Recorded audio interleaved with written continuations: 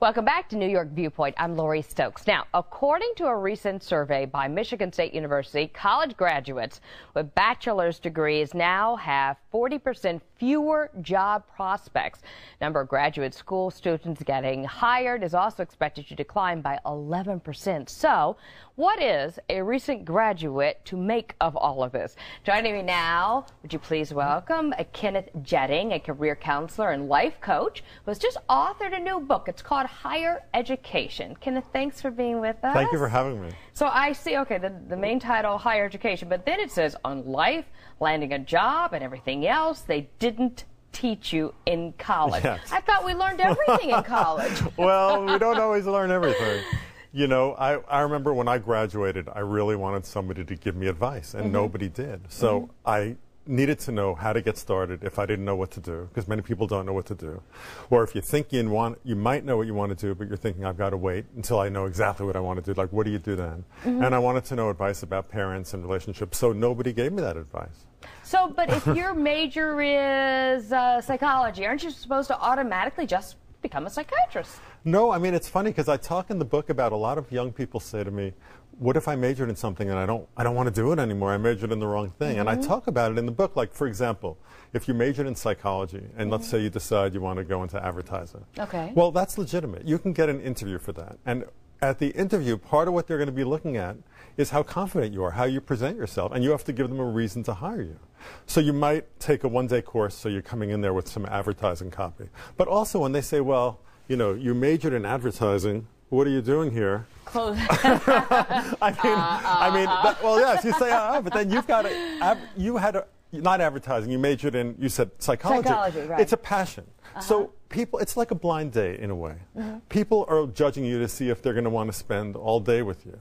So part of what they're going to want to know is, how do you feel about yourself? Are you proud of what you did? There was a passion in psychology. Explain that. And you might say, you know, psychology is about how people think, and advertising is catering to people's thoughts, so I'm very well suited to do this. That's what they're looking for. So you can interview in something you didn't major in. I think sometimes, though, when you come out of college, if you don't know what you should do next, you often feel like a failure. Yes. Because you're supposed to be an adult now. You're supposed to be responsible and handle things, but in essence, you're really not. No, you're not. You still need the guidance, and you're not a failure, is you're what not you're a also failure. saying. And I talk a lot in the book about when you live home, you feel like a failure, but it can be a wonderful way to just get things started living home.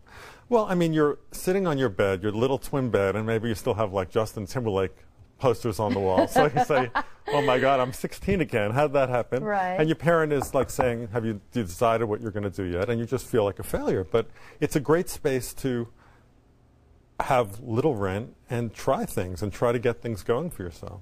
But you also need to know how to be organized during this period of time, because you are not getting any younger, and you have just either your parents spent the money or you spent the money of going through college. Yes. So at some point, it does have to register that you have to go in a direction. And that really goes back to your first question, because the thing is that when you don't know what to do, you have to do something.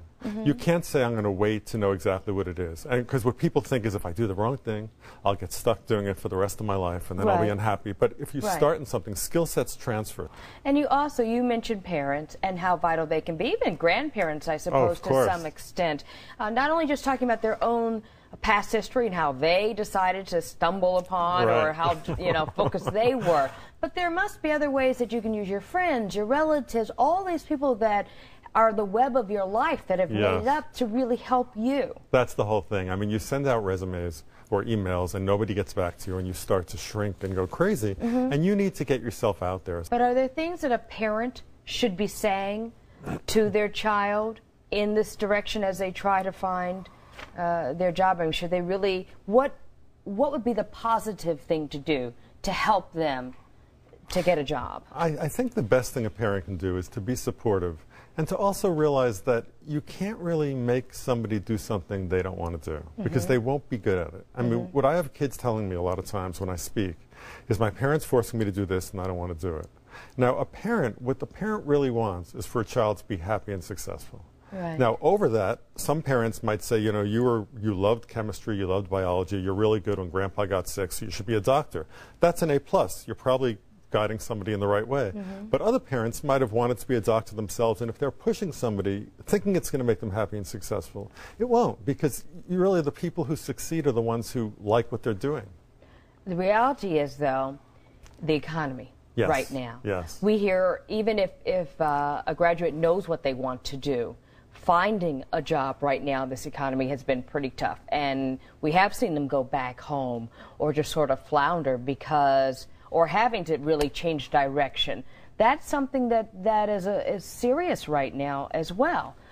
On top of not knowing what you want to do, right? It is. It amplifies it, because what I find is, it's May now. So what happens is young people are graduating, partying, moving home, and everyone says the biggest misconception they had is they thought it would all work out. And then in June and July, they say, oh my God, I don't know what I'm going to do.